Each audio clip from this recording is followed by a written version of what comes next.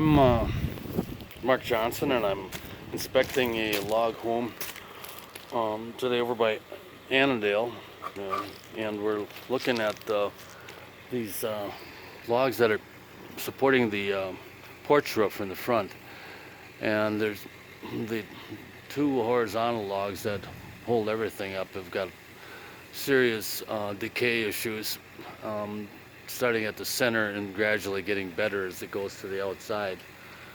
And I'm pretty sure they're going to need to be replaced. The posts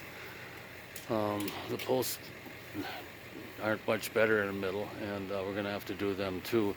Over here on the end, above this post, this large horizontal that comes out of the house, that's deteriorated on the end, but I think we can save that because it's still pretty good at the point where the post is. So and that's where we need it, so we can do some epoxy work and cosmetic work there to save that log.